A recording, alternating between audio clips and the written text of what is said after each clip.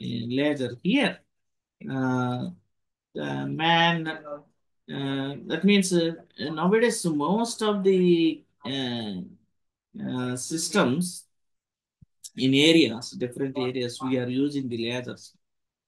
Okay, so here uh, you need to know about that here the nature of the light, uh, which is found in the electromagnetic wave, and according to the de Broglie's theory, uh, duality. That means sometimes the light may be act like a particle, and light may be act like a wave nature. So that is the duality. So here the radiation, that means construction of various sources of radiation.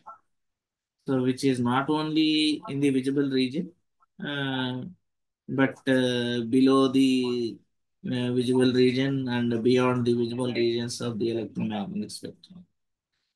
So in 1960, Myman, so he produced a beam of pure red light of high intensity.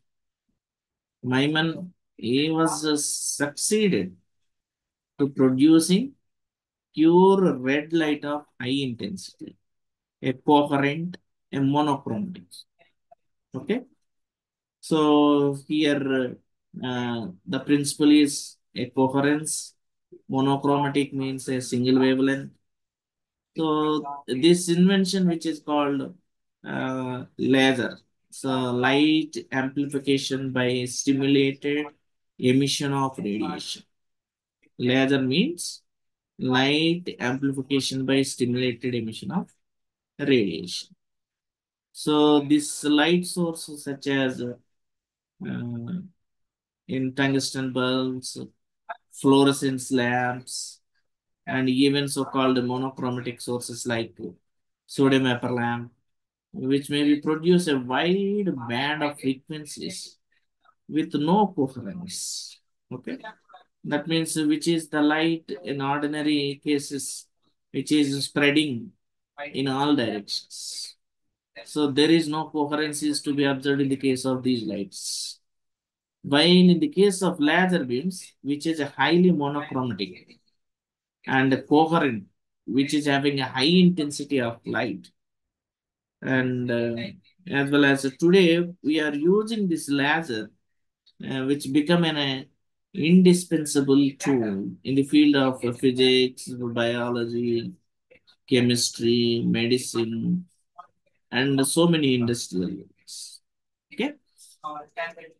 So let you know about the what is emission and what is absorption of radiation. So in an atom, the negatively charged electron, pretty well according to the basic concept here, which revolves around the positively charged nucleus in certain specified orbits. The various electrons in an atom, which is also revolves around the nucleus. Why? Because of nucleus is a positively charged. What do you mean by nucleus? Means where the mass of the atom, which is to be situated at a point, that is called nucleus. So nucleus, which may contains the nucleons. Nucleons is a proton as well as the neutron. Neutron is a chargeless particle, and the proton is a positively charged particle.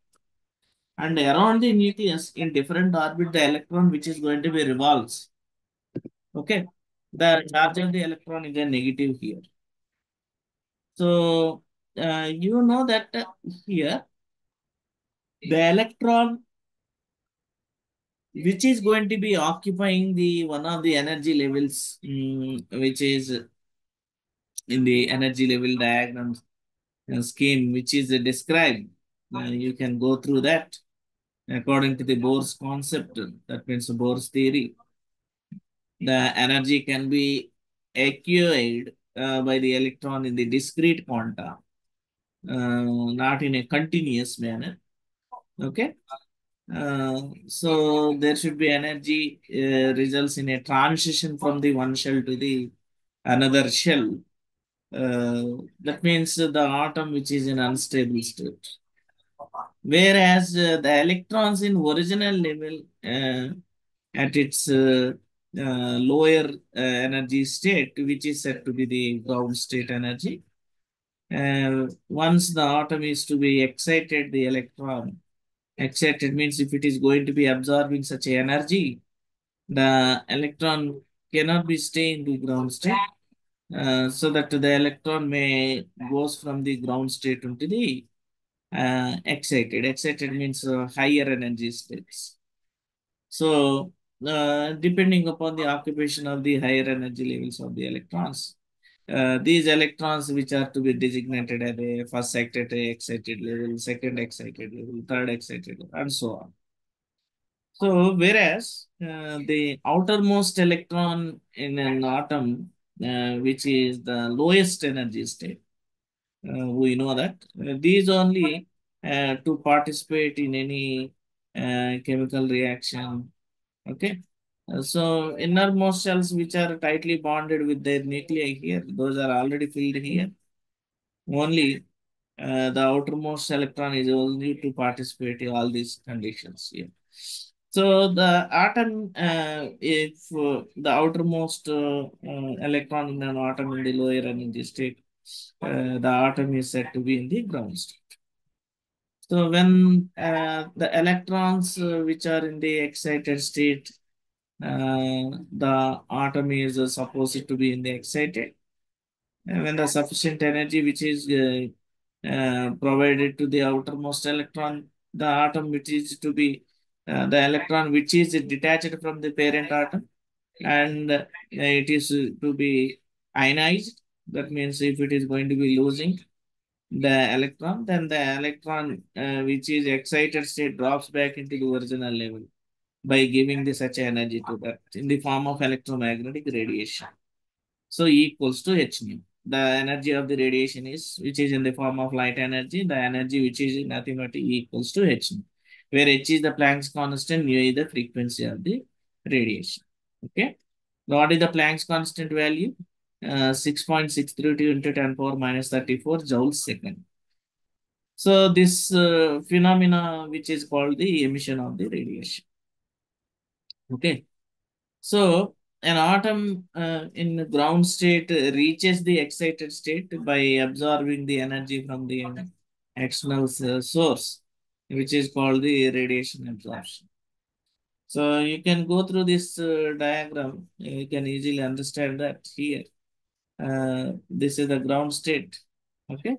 Figure A, which is going to be indicating that this is in the ground state. Whenever such a energy which is given out, the energy which is in the form of radiation, that radiation energy is equals to h nu. If it is incidenting upon this, the atom which is at in the lower energy, so that the electron which may jump from the lower to the higher energy. So the ES means excited state, GS means ground state. So after such a time, after 10 power minus 8 seconds, again, the electron which is going to be releasing such energy which is in the form of h nu, again which is come back into the ground state level from the excited to the ground state.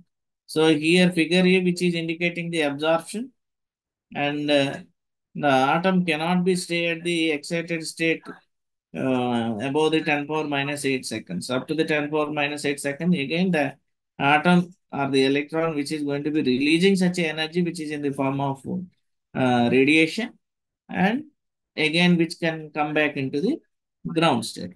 So these two diagrams which can gives you a clear picture about the how the absorption is going to be takes place, how the de-excitation or else you can go for the emission is going to be takes place. Absorption from the lower to the higher energy, emission is from higher energy to the lower energy state.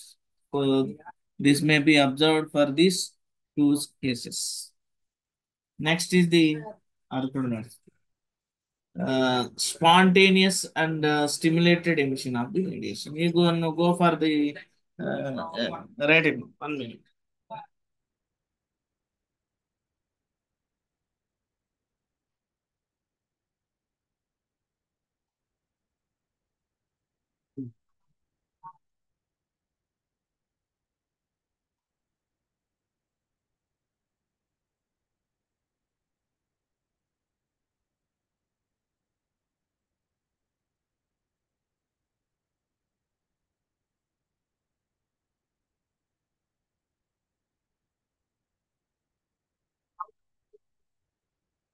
So spontaneous and stimulated emission of radiation.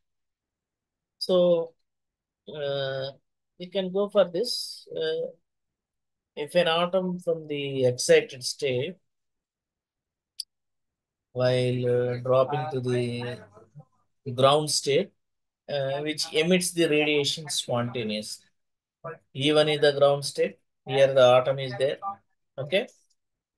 So if such energy which is to be incidenting upon it, the atom which may goes from the E1 to the E2.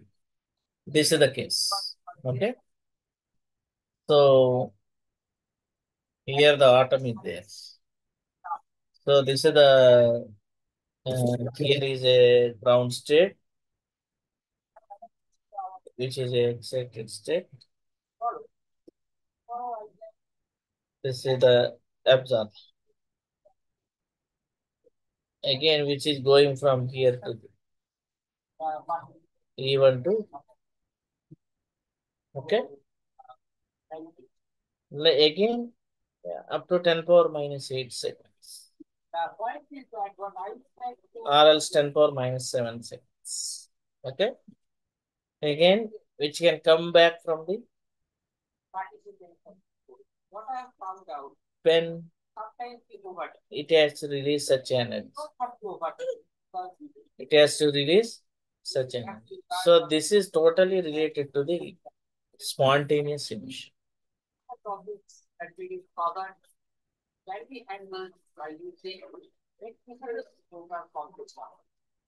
Okay. So this is the spontaneous emission. So the time required for the excited atom to emit radiation spontaneously to reach the ground state, which is called lifetime. That is denoted by tau. And the order of the tau value is 10 power minus 8 or minus 7 seconds. If n2 number of atoms which are present in the excited state at any instant of time, the rate which spontaneously emitted atoms from the excited to the ground state, which will be proportional to the number of excited atoms. So that is the dN2 by dt is proportional to the N2, and whereas dN2 by dt, which is equals to A21 N2, not minus. This is A21. Okay. So which is called transition probability, which is also called as a Einstein coefficient. By integrating this equation, you may get here N2 equals to N naught A exponential minus T by A21. So where N naught is the number of atoms at an instant when T equals to 0. So like that, you can go for the resultant amplitude. That means when the atoms spontaneously emit the radiation, the resultant light waves will not be in a phase, okay, in a phase with each other. That means one wave which is coming at one time, another wave which is coming at another time. So that those are not in phase. That means out of phase. That means you cannot able to observe the coherence there. So that is incoherent. So the amplitudes and phases of these waves emitted in spontaneously emission would be not be the same. The resultant amplitude of vibration of these, which can be depends upon the nature of the superposition of these two waves. So if there is a constructive interference, so the resultant amplitude will be maximum. If there is a destructive, the resultant amplitude will be zero. That is a minimum. So here the wave of the amplitude is capital A, wave of the amplitude is capital B, and resultant amplitude should be A plus B when these are in phase. So if these are in out of phase, that should be zero. Okay.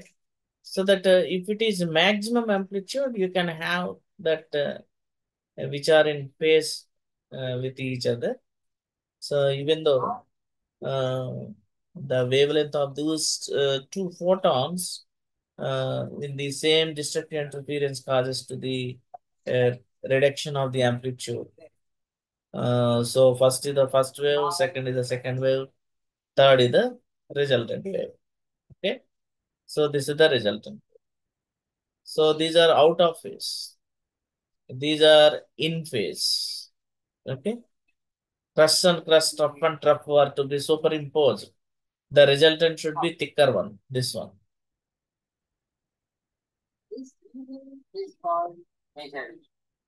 So this is the first wave. This is the second wave. By adding these two, you are getting this. You are getting this. Here crust, trough. Just one. So these are in phase. Okay. But whereas this is in one direction, this is another direction. Okay. So see here, this is the first wave, this is the second wave. Both are in opposite. Okay. So what do you observe here? Resultant, there is a minimum out of phase. Both are opposite.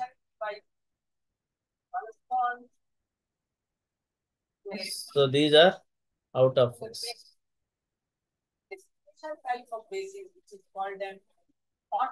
And next one is the fluorescence and phosphorescence.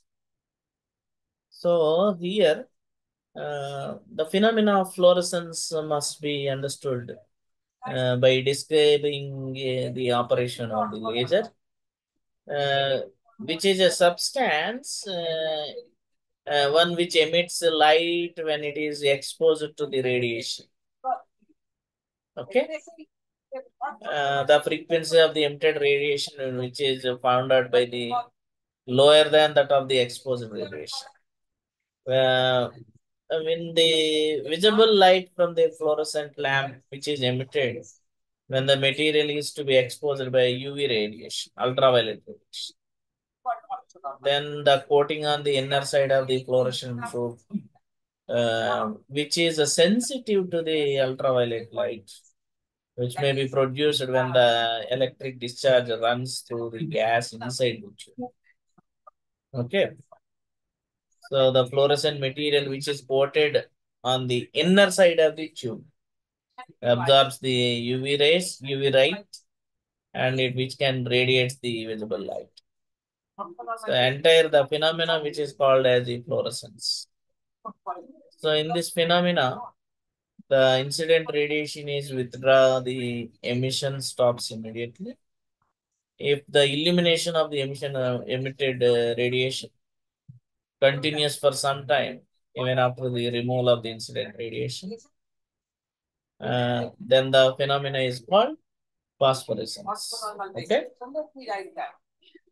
The illumination of the emission of the radiation continues for some times, even after the removal of the incident radiation. That is called the phosphorescence. So, which is possible to excite a mixture of two types of atoms. That is capital A and B irradiates with the suitable frequency. The incident radiation must be correspond to the transition involved with the ground state of the atoms. The incident photons can be absorbed to excited these atoms from their ground state uh, to an excited state. This is the excited by the absorption ground state. Here excitation is to be takes place. And this is the de-excitation. But these are coinciding. So if these excited atoms make collisions with the atom of B type, then they can transfer the energy to the latter by exciting to an appropriated excited state. And the atom of type capital A are left in the ground state, and which is carry away any energy, excess energy, which is in the form of the kinetic energy, while the atom B, which is the de-excited, that means we're releasing such energy again, which can come back from the excited state to the ground state, that is called here de-excited state. So this is the process which is known as a sensitized fluorescence. Next is the stimulated emission. Why we are stressing all these means here? Uh, Either spontaneous emission or stimulated emission. These may be asked as a short questions. Okay. So in conventional light sources, the atoms do not emit the radiation all time. Okay. And also they do not have a coherence property. So each atom emit the radiation independently, and their phases must be different. Those no, that means those are in out of phase, and the resultant amplitude, which may be a superposition of the all these waves varying with things. So here, this is analogous to the phenomena of throwing handful stone in a water pond, which is a perfect list. A series of disturbances here will be produced at random. In such cases, the amplitude and phase of these water waves produced will be different in the resultant wave motion, which here is completely incoherent.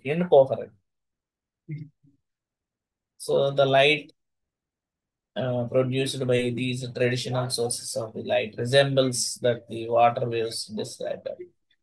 So this type of light source is called incoherent of light source.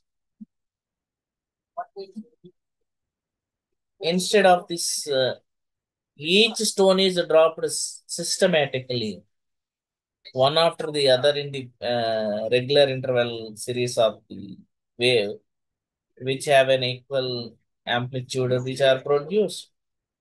The light sources of this type of characteristics are called coherent source processing of light. So the intensity is another drawback to become the non-coherent. So here uh, you can stimulate emission. So the efficiency of the light, which can be improved by seeing all the atoms emit the radiation with same frequency at the same time. The atoms in the light source should be excited to a excited level, and then they are made it emit radiation in phase. So E naught is the ground state. This is the E1 state. Okay. So here E1 is the excited state. So Einstein that is proposed that excited atom to the ground state using radiation suitable frequency. So let us assume that here an excited atom is to be excited from the ground state, E naught to the E1. Then excited atom may be emit radiation. Which one here atom is there? This atom is going to be emit the radiation. spontaneously and reaches the another lower excited state. This one, E2. So if the photon difference energy difference is E2 minus E1, which is colliding with the one of the atoms in the excited state. So stimulated emission, which may takes place from the two photons are to be produced. This way. E0 to E1, again from E1 to E2, one photon. Okay. Already one photon is there between the E0 to E2. Then they may be pair. Okay. So which are in phase to each other. This phenomena is stimulated emission of radiation. So here the two photons that produced in turn many collide with the two or more excited atoms in the excited state. E2 produce four photons, which is in the phase with each other. So this process multiplies and parallel beams of light emit upwards. So the process is thus responsible for the production of light intensity. So which is a parallel line and a coherent light beam by the laser, which is called stimulated emission. So what are the lasing action? So Einstein coefficients. So when a body in equilibrium with incident electromagnetic radiation, there will be always a proportion of atoms in the excited state. So the rate of emission of energy by these excited atoms, which is the same as the rate at which the energy is absorbed from the radiation by the atoms, is the same as that of the rate in which the energy is absorbed from the radiation. In 1917, Einstein suggested that these excited atoms not only emit spontaneous radiation but also emit the stimulated radiation. So here B12 rho of nu N1 d nu equals to A21 N2 d nu plus B21 rho of nu N2 d nu, where you can go for the what is B12, which is the transition probability of atom which is going from the ground state to the excited state by the absorption of radiation. What is A21? Transition probability of excited atom emits spontaneously and reach the ground state. B21 is transition probability of an atom to emit radiation by stimulated emission and come back to the ground state. Rho is the density of radiation. N1 and N2, number of atoms in the ground state and in the excited state. So A21, B12, B21, which are the Einstein coefficients.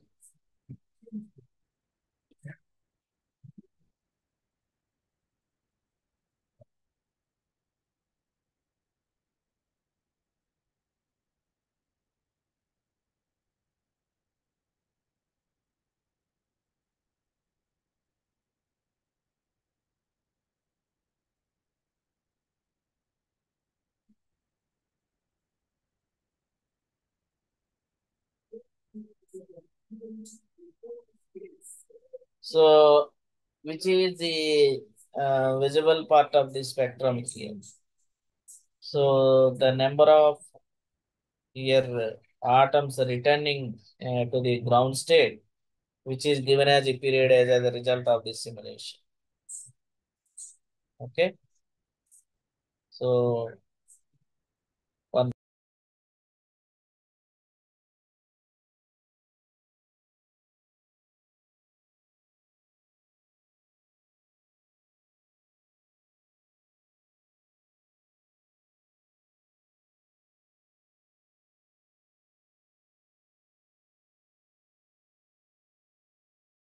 So, here, as a result uh, of the simulation, which is 1 minute. Inside of the total number of the atoms returned to the ground state spontaneous emission. So here, these are the Einstein coefficient, which can go for this here. You need to prove that how it comes here.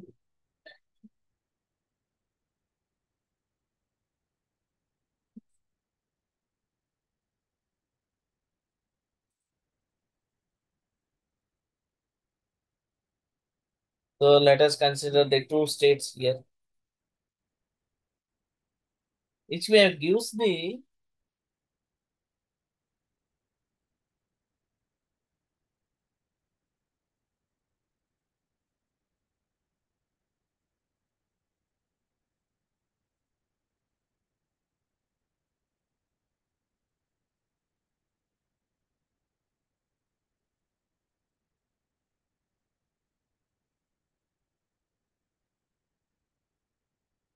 I have answered many questions.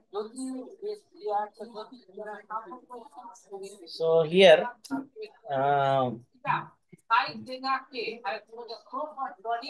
the relation between the absorption spontaneous and stimulated emission, which may the constants which are known as the Einstein coefficients. So by considering these two states of energies, GS ground state and other is excited state.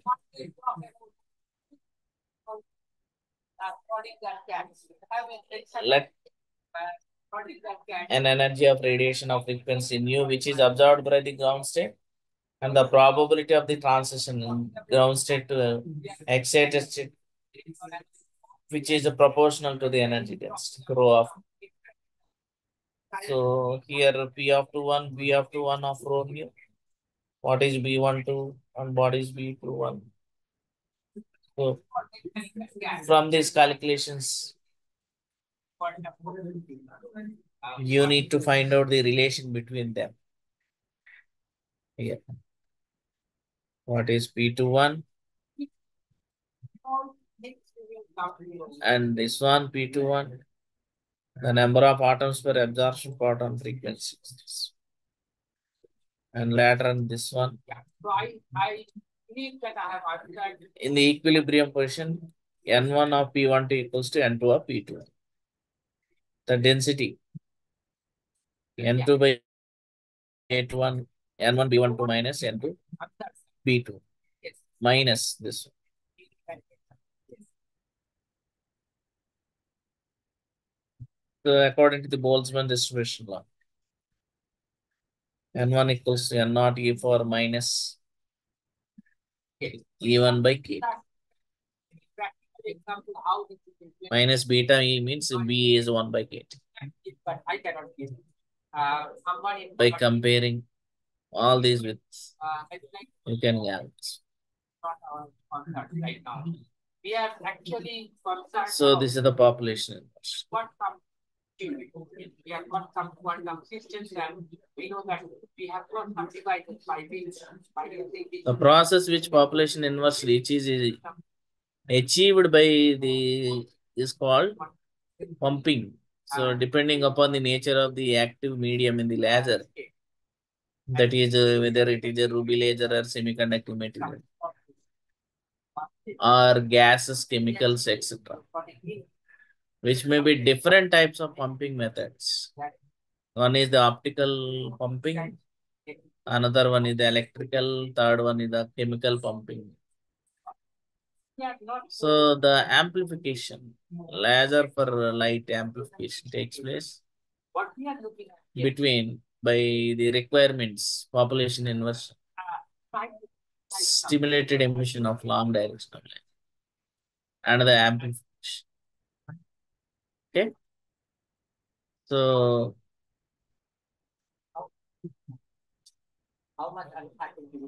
this is the helium neon laser. So helium neon laser is the most important laser.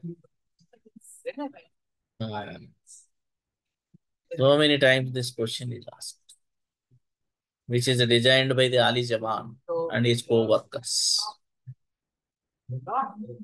which may be consisting of a quartz tube, which is filled with a neon gas at a pressure of 0.1 millimeter Hg, and helium at a pressure of 1 mmHg.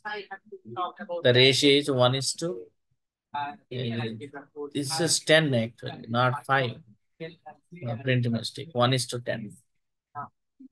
Okay, this is not 5. So the length of the quartz tube is 80 centimeters. This one. Diameter is 1.5. So they have been employed a radio frequency field to the pump system to the metastable state and achieving the population inversion. Actually, population inversion means the ground state is more atoms are there. In excited state, less atoms. But population inverse means in excited state, if it is having a more and ground state is having a less atoms, that is called population inversion. So, which can be achieved by the metastable state, pumping the atoms to the metastable state.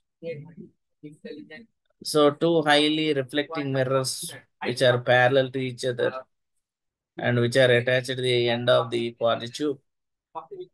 And here the optical planes of parallel mirrors should be the order of lambda by 10, where lambda is the wavelength of the laser.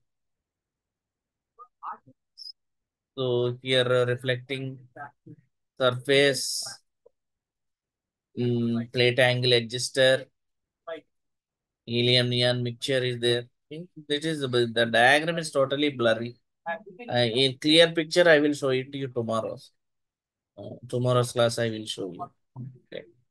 How it is working, how the lasing action is going to be takes place, and how the population inversion is to be takes place in the case of metastable state. Okay, this is the case. Different wavelengths from one state to the another state, how it is to be on.